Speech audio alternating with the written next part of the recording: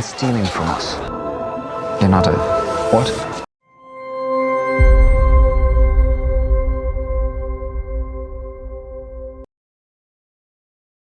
Pagkatapos ng mga nangyari sa nakaraan, si Leonardo ay pumunta sa tatay niya at tinanong niya kung pwede ba daw siyang pumasok. Pinapasok naman siya ng tatay niya at tinanong siya, "So ngayon wala ka na sa studio ni Master Verrocchio? Hindi mo ba alam kung gaano kalaki ang ginastos ko makapasok ka lang doon?" Si Leonardo ay humingi ng tawad at humingi rin siya ng pera para makapagbukas ng sarili niyang studio. Pero sinabi lang ng tatay niya na hinihintay na daw siya ng pamilya niya para kumain at bumalik na lang daw si Leonardo bukas. Sa gabi si Leonardo ay nakitira muna kay Caterina, naglatag siya ng sapin pero sinabi ni Caterina na magtabi na lang daw sila sa higaan. Ikiniwento ni Leonardo na nung bata pa lang daw siya, ay isang uwak ang lumapit sa kanya at dinala daw siya ng nanay niya na isang magsasaka lamang sa isang manggagamot. Kung saan sinabi daw ng babae na si Leonardo daw ay may sumpa at kailangan niya daw siyang ilayo kung hindi ang bayan daw nila ay magdurusa. Ang nanay niya ay naniwala naman daw dito at pinadala siya sa tatay niya at dahil daw anak lang siya sa labas, binigay din daw siya nito sa lolo niya.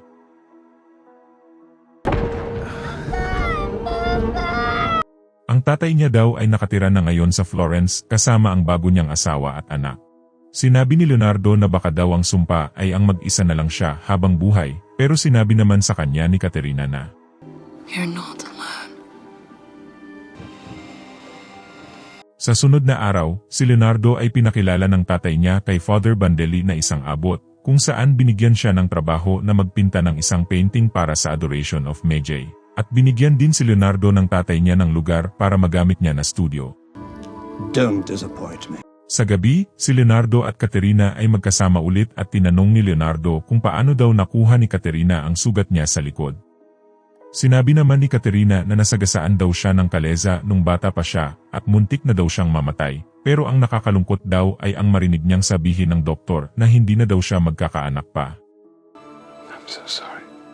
Sa sunod na araw, si Leonardo ay nagsimula na sa pinapagawa sa kanyang painting at inimbitahan niya ang dalawang kaibigan niya na tulungan siya.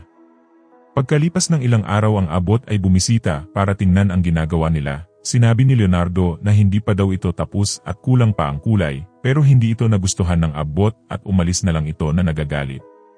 Ang trabaho ay palpak at ang tatay ni Leonardo ay nagalit din sa kanya. You're a mistake. At siningil siya nito ng mga ginastos niya kasama na ang pinang-enroll niya sa studio ni Master Verrocchio. At bago umalis, sinabi din ng tatay niya na tama nga ang matanda isa kang sumpa. Pagdating sa bahay, sinabi ni Caterina kay Leonardo na aalis na daw siya. Inofferan daw siyang maging isang mistress ni Bernardo at tsansa niya na daw ito sa buhay lalo na hindi na siya magkakaanak pa. Si Leonardo ay nalungkot sa balita pero sinabi niya pa din na masaya siya para kay Caterina at sinabi naman ni Caterina na bibisita daw siya minsan sa Florence. Sunod tinapos pa rin ni Leonardo ang obra niya at bumisita sa kanya si Tommaso kung saan umamin ito na siya daw talaga ang nagpakulong sa kanya dahil sa inggit at pinatawad naman siya ni Leonardo. Sunod na pagdesisyonan ni Leonardo na pumunta sa Milan at sumama sa kanya si Tommaso. Pumunta siya sa bahay ni Duke Ludovico Sforza para maghanap ng trabaho, subalit tinanggihan siya nito dahil hindi daw siya nag-o-offer ng 2 beses at tinanggihan na daw ni Leonardo ang offer niya noon sa Florence. Si Leonardo ay nawalan na ng pag-asa, subalit siya ay nagmakaawa kay Ludovico na bigyan siya ng pangalawang tsansa at sisiguraduhin niya daw na hindi siya magsisisi.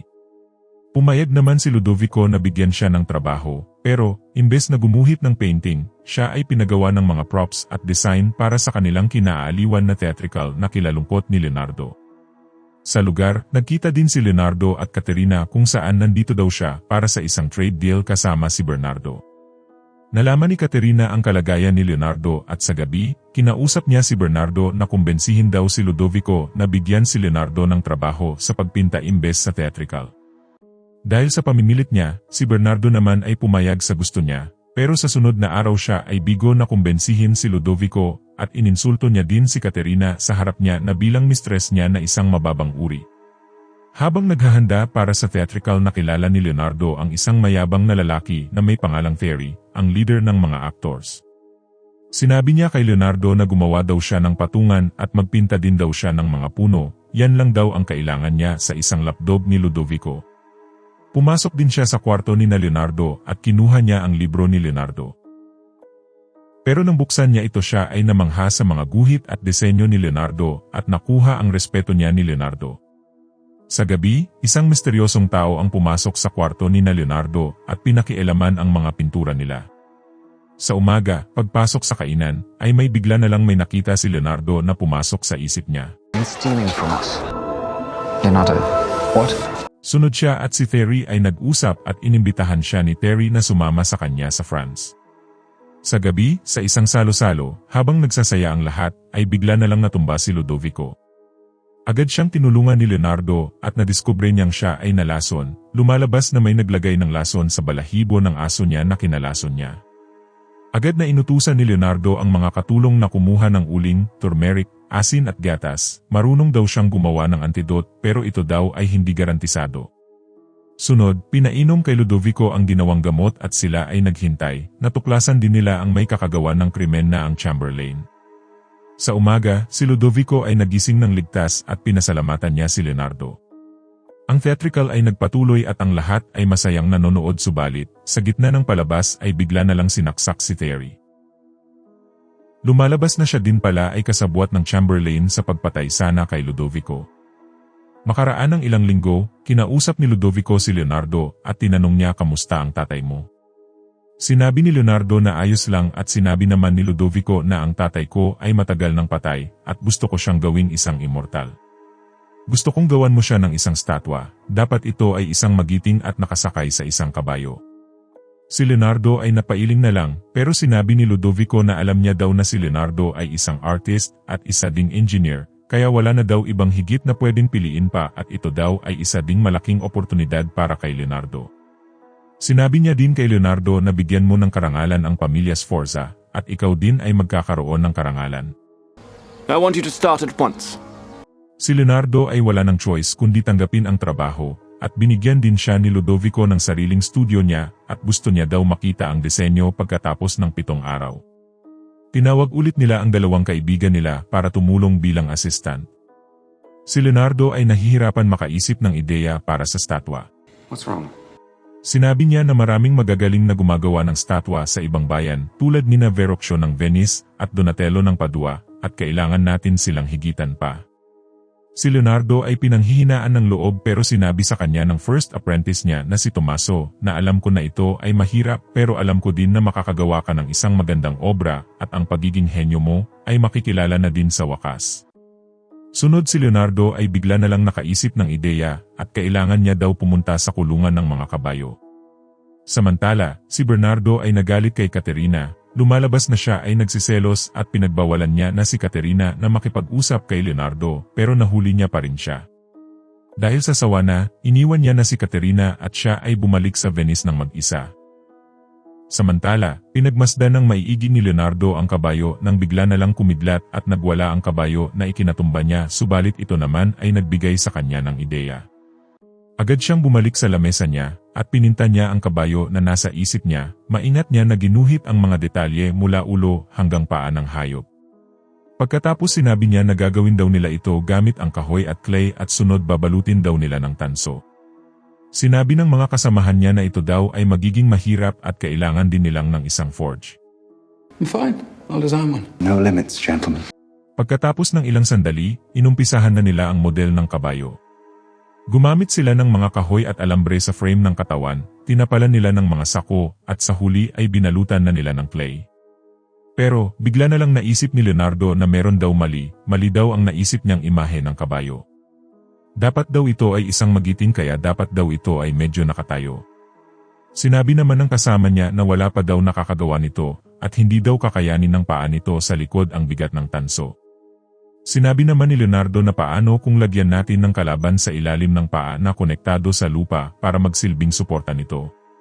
Sila ay mga pagod na pero inulit pa rin nila ang model simula sa umpisa na naayon sa plano. Samantala, napagdesisyonan ni Caterina na manatili sa Milan at pumayag naman dito si Ludovico at ang asawa nito. Sa gabi, kumuha sila ng isang lalaking model na isang palaboy na sasakay sa kabayo na may pangalang Giacomo. Siya ay pinaupo at pinapanggap na isang magiting na mandirigma at ginuhit siya ni Leonardo. Sa umaga, ninakaw ni Giacomo ang libro ni Leonardo at hiniling niya na maging isang artist sa ilalim ni Leonardo. Tutol si Tommaso dito pero wala siyang magawa sa desisyon ni Leonardo. Samantala si Caterina ay nagtatampo na kay Leonardo dahil hindi na siya masyadong napapansin ni Leonardo dahil sa sobrang busy niya. Sa gabi, si Ludovico at Caterina ay kumain at napagdesisyonan ni Ludovico na gawing mistress niya si Caterina. Sa umaga, pinakita na ni Leonardo ang model kay Ludovico. Ang lahat ay kinakabahan, at sa huli, hindi nagustuhan ni Ludovico ang model at siya ay nagalit. Sinabi niya na, gusto ko makita ang kapangyarihan ng pangarap mo Leonardo, pero binigay mo sa akin to. Ayaw ko ng katotohanan. Ang gusto ko ay isang alamat. Umasa ako na abutin mo ang langit para sa akin. Si Ludovico ay paalis na, pero sinabi sa kanya ni Leonardo na isang model lamang daw ito, at ang totoong statwa daw ay mas malaki dito ng 8 beses. Is that even possible? Si Ludovico ay napaisip at niyaya siya ni Leonardo na humiga sa ilalim ng kabayo. A horse turns a man. Si Ludovico ay namangha sa nakita niya at sinabi ni Leonardo na kailangan daw nila ng higanting furnace at kailangan din nila ng maraming tanso. At sinabi naman ni Ludovico na matatanggap mo ang lahat. Make me a miracle. Pagkalipas ng 1 buwan, ang statwa ay malapit nang matapos at pinupulido na lang ito ni Leonardo. Tinanong ni Giacomo kung anong problema at sinabi naman ni Leonardo na meron pang kulang. Paano daw siya makakagawa ng isang hayop kung hindi niya nakikita ang loob nito? Sinabi naman ni Giacomo na sino nagsabing hindi, sumama ka sa akin. Let me introduce you to some people.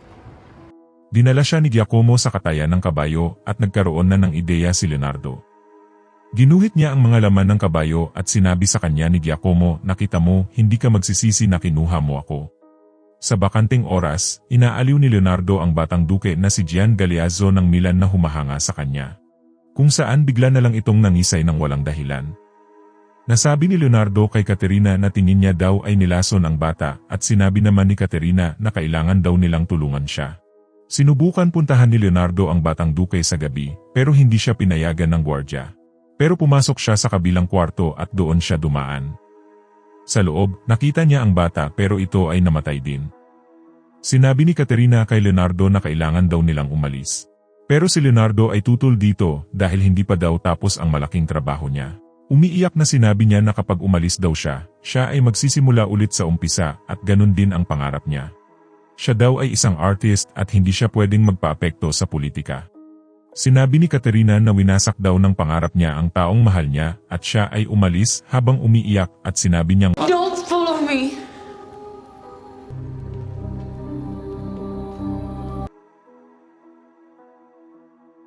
Maraming salamat sa panunood. Like and subscribe my channel for more videos.